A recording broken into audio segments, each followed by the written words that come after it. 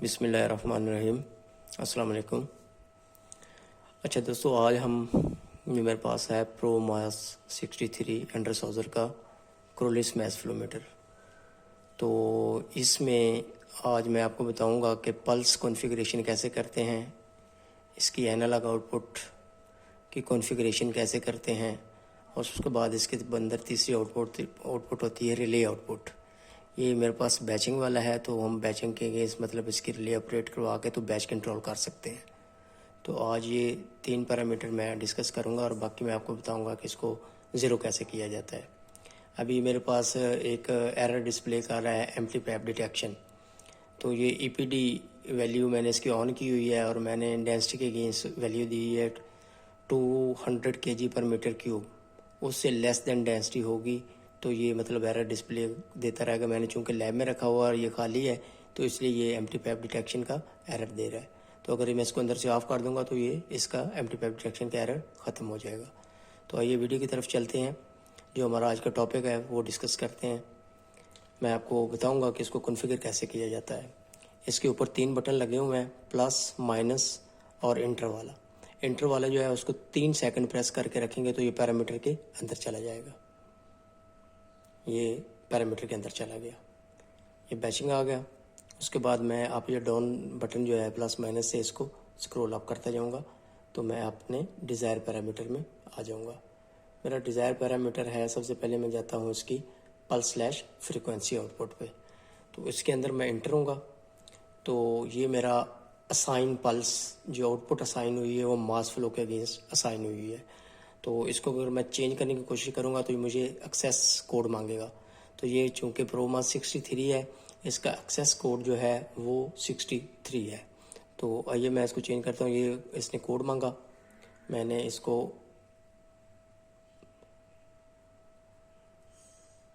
ये code put कर दिया 63 का। उसके बाद मैं इसको इंटर कर दूंगा। अब एडिटिंग इनेबल होगी और असाइन आउटपुट जो है वो ब्लिंक करनी शुरू। अब मास के अगेंस्ट मैं इसको असाइन कर सकता हूँ, ऑफ भी कर सकता हूँ। उसके बाद स्टैंडर्ड वॉल्यूम के अगेंस्ट मैं इसको असाइन कर सकता हूँ। उसके बाद वॉल्यूम के अगेंस्ट मैं असाइन कर देता हूँ और उसके बाद मास के अगेंस्ट असाइन कर देता हूँ। एक्चुअली ये फ्लोमीटर जो होता है ये लिक्विड को भी मेजर करता है और गैसेस को भी मेजर करता है। गैसेस में आगे फिर हमारी मतलब रिक्वायरमेंट्स होती हैं कि अगर हमने स्पेशली कंप्रेस्ड एयर पे लगाना है या नेचुरल गैस पे लगाना है तो उसके लिए हम करेक्टेड वॉल्यूम जो है वो सिलेक्ट करते हैं या स्टैंडर्ड वॉल्यूम सिलेक्ट करते हैं। तो ये भी इसके 3 मेजरिंग मोड है। इसके अंदर मास है, मास मेजर करेगा, वॉल्यूम मेजर करेगा और स्टैंडर्ड वॉल्यूम मेजर करेगा। तो उसके हिसाब से वो पूछता है कि आपने ये पल्स आउटपुट किस पैरामीटर के अगेंस्ट असाइन करनी है। तो मैंने मास के अगेंस्ट असाइन की हुई है। अब मास के अगेंस्ट असाइन की हुई है, उसके बाद आगे चलते हैं। आगे अगला पैरामीटर है पल्स ऑपरेशन। ऑपरेशन मोड जो है, आपने पल्स लेनी है, फ्रीक्वेंसी लेनी है। ये 2 पैरामीटर इसके अंदर है। मतलब आप फ्रीक्वेंसी के अगेंस्ट फ्रीक्वेंसी भी ले सकते हैं इससे और पल्स भी ले सकते हैं। तो मैंने पल्स लेनी है तो मैंने पल्स पे इसको कॉन्फ़िगर कर दिया। उसके बाद अगला पैरामीटर है कि पल्स की वैल्यू।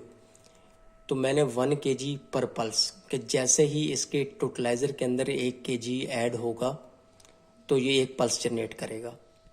ठीक हो गया, ये उसकी वैल्यू है। उसके बाद ये पल्स विड्थ है। पल्स विड्थ का मतलब ये होता है कि ये डिपेंड करता है आपके फ्लो रेट पे कि आपके अंदर टोटलाइजर कितनी फ्लो रेट कितना चल रहा है, टोटल कितना फास्ट चल रहा है आपका। अगर ये पल्स विड्थ का टाइम ये सेकंड में है 1 सेकंड, ये 10 सेकंड तक आप दे सकते हैं इसके अंदर। अगर मैंने इसको सपोज 5 सेकंड सेलेक्ट किया हुआ है और मेरा फ्लो रेट ज़्यादा चल रहा है, मींस के 5 सेकंड के अंदर मेरी 3 पल्सेज आ रही हैं, तो ये पल्सेज ओवर का एरर दे देगा कि मतलब जो ये पल्स विड्थ का मतलब ये होता है कि पल्स कितनी देर ऑन रहा है। पल्स आए 1 kg के बाद पल्स आई तो वो पल्स कितनी देर तक मतलब इनेबल रहा है। तो उसके बाद फिर उसने रीसेट होना है, फिर आगे पल्स जनरेट होनी है।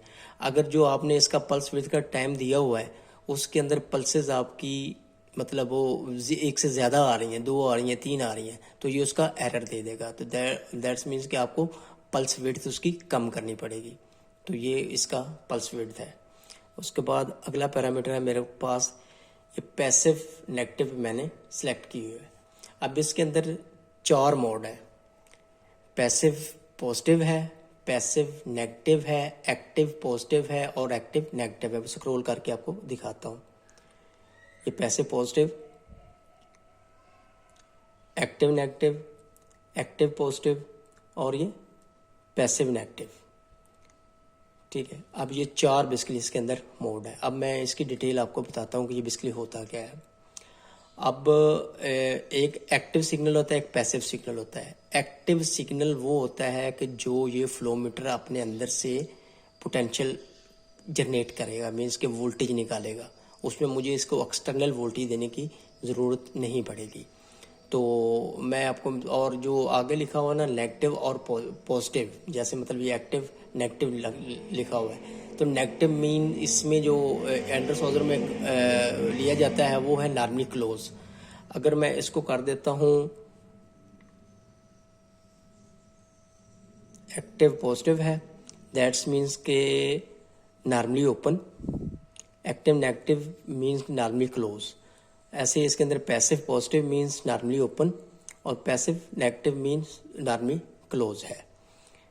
तो ये बेसिकली इसके अंदर जो है वो सॉरी मैंने आपको इसका उलट बताया है। बेसिकली पैसिव नेगेटिव मीन्स है नॉर्मली ओपन, एक्टिव पॉजिटिव का मतलब पॉजिटिव जो है वो नॉर्मली क्लोज के लिए है और जो नेगेटिव है वो नॉर्मली ओपन के लिए है। सिग्नल एक्टिव और पैसिव का मैंने आपको बता दिया। सपोज मैंने इसको सिलेक्ट कर दिया एक्टिव पॉजिटिव, तो ये हर वक्त इसका कंटेक्ट मेक रहेगा, मीन्स कि ये नॉर्मली क्लोज कंटेक्ट है। जैसे 1 kg होगा तो वो ओपन हो जाएगा, उसके बाद फिर दोबारा टाइम विथ जो मैंने दी है उसके बाद फिर वो क्लोज हो जाएगा। और एक्टिव का मतलब ये है कि ये 24 वोल्ट अपने अंदर से खुद जनरेट करेगा, मुझे इसको एक्सटर्नल सोर्स करने की ज़रूरत नहीं है। उसके बाद मैं आ जाता हूँ इस पे पैसिव पॉजिटिव है। पैसिव पॉजिटिव का मतलब ये है कि ये अब नॉर्मली क्लोज ही है, लेकिन मुझे एक्सटर्नल सोर्स करना पड़ेगा 24 वोल्ट। मीन्स के इसके अंदर मैं आपको टर्मिनल इसके अंदर दिखाता हूँ। ये इसका कवर है, कवर के अंदर इसका 24 और 25 जो है, जैसे इसने वो पल्स शो की हुई है, सॉरी ये पल्स शो की है 22 और 23 पे। तो 22 जो है इस पे मैं इसको 24 वोल्ट प्लस दूंगा तो 23 पे ये वापस मुझे वही निकाल के दे देगा। तो ये बेसिकली इसके अंदर मुझे एक्सटर्नल सोर्स करना पड़ेगा, ये अपने अंदर से जनरेट नहीं करेगा। तो ये इसके एक्टिव और पैसिव सिग्नल है। आगे पॉजिटिव नेगेटिव का मतलब नॉर्मली ओपन और नॉर्मली क्लोज है, तो वो डिपेंड करता है आपने क्या लेना है। सपोज मैं इसको सिलेक्ट कर देता हूँ इस पे पैसिव नेगेटिव पे। पैसिव नेगेटिव का मतलब है कि मुझे बाहर से 24 वोल्ट सोर्स करने पड़ेंगे इसको, जो वो मुझे वापस दूसरे टर्मिनल से वही उठा के दे देगा। और नेगेटिव का मतलब है कि मैंने नॉर्मली ओपन कॉन्टैक्ट इसका लिया है। उसके बाद ये फेल सेफ मोड है कि जब ये मेरा इसके अंदर कोई भी एरर आता है, कोई भी फेलियर आता है, तो ये फेल सेफ मोड में मतलब जो है वो इसका मैंने क्या असाइन करना है। तो वो मैं कोई भी असाइन कर सकता हूँ कि ये मतलब मैक्स पल्सेस जनरेट करना बंद कर दे या मैक्सिमम पल्सेस पे चला जाए, कोई भी इसके अंदर पैरामीटर के अंदर मैं असाइन कर सकता हूँ। उसके बाद इसके अंदर जो एक और चीज़ मैं आपको बतानी भूल गया था, इसके अंदर ये है सिमुलेशन। ये सिमुलेशन है, यहाँ से मैं फ्रीक्वेंसी सिमुलेट कर सकता हूँ। जैसे 0 हर्ट्ज़, 2 हर्ट्ज़, 3 हर्ट्ज़, ये होता है लूप टेस्टिंग के लिए। जब हम इसको फील्ड में लगा के कमीशन करते हैं तो यहाँ से पल्सेस जो मैं डायरेक्ट सिमुलेट करवा के भी इसको चेक कर सकता हूँ पल्सेस आगे अपने सिस्टम पे। तो ये इसका पल्सेस वाला पैरामीटर हो गया, पल्स और फ्रीक्वेंसी का। अब मैं आपको इसके बताता हूँ एनालॉग आउटपुट के बारे में। ये करंट आउटपुट है। ऐसे ही करंट आउटपुट पे असाइन करने के लिए आपको 3 ऑप्शन देगा। मास फ्लो के अगेंस्ट असाइन करनी है आपने, टेम्परेचर के अगेंस्ट असाइन करनी है आपने आउटपुट, डेंसिटी के अगेंस्ट आपने असाइन करनी है, और या स्टैंडर्ड वॉल्यूम जो मैं आपको बता रहा था और जो नेचुरल गैस और एयर के लिए हम यूज़ करते हैं, जिसमें normal cubic metre per hour, standard cubic metre per hour के यूनिट आते हैं, तो उसके अगेंस्ट में असाइन कर सकता हूँ। या सिर्फ only volume flow for liquid use कर सकता हूँ, मास फ्लो फॉर लिक्विड और गैसेस यूज़ कर सकता हूँ। तो ये उसको मतलब आप इसका जो करंट आउटपुट है, ये सारे पैरामीटर के अगेंस्ट आप किसी के अगेंस्ट भी असाइन कर सकते हैं। तो इसको मैं मास के अगेंस्ट असाइन कर देता हूँ। जब मास के अगेंस्ट असाइन करूँगा उसके बाद ये इसका 0 स्केल है, मतलब 4 मिली एम्पियर का स्केल। तो ये 0 kg पर आवर पे 4 मिली एम्पेयर दे देगा। जैसे ही फ्लो इंक्रीज होगा तो 36,000 kg पर आवर मैंने इसका मैक्सिमम स्केल रखा हुआ है, तो 36,000 kg पर आवर पे जाके ये मुझे 20 मिली एम्पेयर पूरे निकाल के दे देगा। और इसका जो करंट आउटपुट होती है वो 26 और 27 टर्मिनल है। यहाँ पे आप देख सकते हैं 26 और 27 टर्मिनल पे current output 4 to 20 milliampere मुझे निकालेगा। उसके बाद आगे ये फुल स्केल मोड है, ये डुअल रेंज है। Dual means 4 to 20। इसको मैं सिर्फ सिंगल मोड भी कर सकता हूँ ओनली 20 के अगेंस्ट, मतलब मैक्सिमम के अगेंस्ट या मिनिमम के अगेंस्ट। उसके बाद ये फुल स्केल एक्टिव रेंज है, मतलब फुल स्केल 1 जो है वो मैंने एक्टिव किया है इसके अंदर, जिसके अगेंस्ट मैंने वो 0 से 36,000 इसको रेंज दी हुई है। ये उसका डैम्पिंग टाइम है, जिसको हम टाइम कांस्टेंट है, ये डैम्पिंग टाइम है। इसको आप कम ज़्यादा कर सकते हैं। ये 4 to 20 के अगेंस्ट साइन हुआ हुआ है, ठीक है। ये minimum fail safe mode condition में ये मिनिमम करंट पे चला जाना चाहिए आउटपुट पे, या मैक्सिमम पे चला जाना चाहिए। तो मैंने मिनिमम पे करंट पे सिलेक्ट किया तो ये 4 मिली एम्पेयर जो है उस पर। यहाँ से ऐसे ही आप सिमुलेशन भी करवा सकते हैं 4 to 20 मिली एम्पेयर अपनी मर्जी से। जैसे ये 2 मिली एम्पेयर, 4 मिली एम्पेयर, 12 और 20 मिली एम्पेयर। तो जो भी मतलब ये भी लूप टेस्टिंग का एक पैरामीटर है। सिमुलेशन ऑन करके आप डायरेक्ट सिमुलेट करवा के भी अपने आगे सिस्टम PLC DCS या जो भी आपने इंडिकेटर टोटलाइजर वगैरह लगाया हुआ है उस पर आप चेक कर सकते हैं। ये इसका एनालॉग आउटपुट का हो गया। उसके बाद इसके अंदर जो एक आउटपुट होती है वो होती है रिले आउटपुट। ये बैचिंग वाला मॉडल है मेरे पास जिस पे मैं ये काम कर रहा हूँ। तो ये अगर मैं जाऊँगा तो ये रिले आउटपुट है। तो रिले जो है ये इस वक्त जो साइन हुई है रिले 1, ये फेलियर के अगेंस्ट साइन हुई है। मीन्स कि जब ये मेरे सिस्टम के अंदर कोई एरर आता है, सेंसर फेलियर आता है या एनीथिंग एल्स कोई भी जो इसके अंदर मतलब फॉल्ट आता है, तो ये उसके अगेंस्ट रिले मेरी ऑपरेट हो जाएगी। आगे मैं उस रिले का कॉन्टैक्ट लेके रिमोट आगे सिस्टम पे ले सकता हूँ कि मेरे फ्लोमीटर के अंदर मसला आ गया।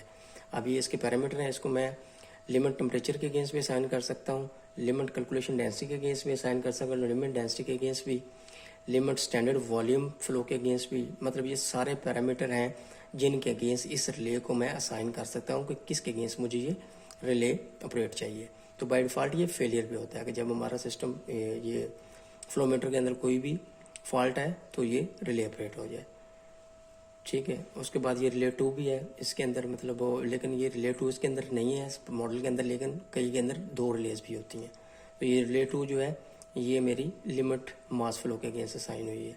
तो ये जब 30,000 kg पर आवर पे जाएगा तो उसके बाद ये रिले 2 ऑपरेट हो जाएगी, ठीक हो गया। ये इसका पिकअप डिले है कि मतलब जब वो अपनी लिमिट पे पहुंच जाए तो उसके बाद रिले ऑपरेट होने में कितना टाइम लगा है, और उसके बाद जब वो लिमिट से नीचे आ जाए तो रीसेट होने में कितना टाइम लगा है। ये ड्रॉप टाइम है।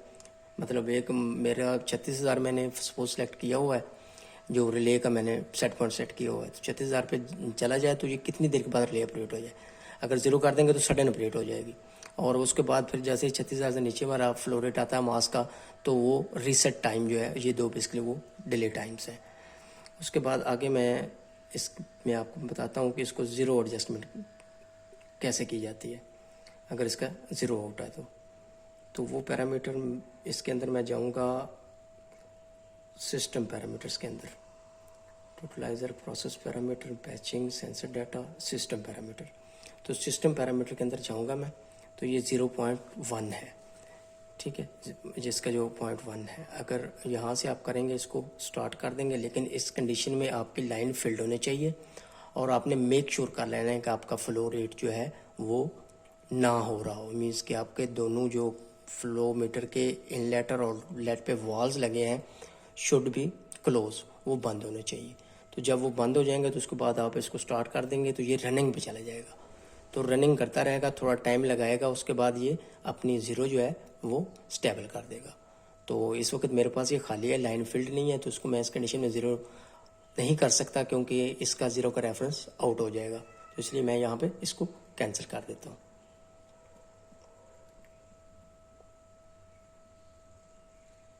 उम्मीद करता हूँ कि ये वीडियो आपके लिए हेल्पफुल होगी। अगर आपको ये मेरी वीडियो पसंद आई है तो प्लीज़ आप मेरे चैनल को लाइक करें, सब्सक्राइब करें और बेल आइकॉन को प्रेस करें ताकि हर आने वाली वीडियोस का नोटिफिकेशन आपको मिल सके। बहुत शुक्रिया।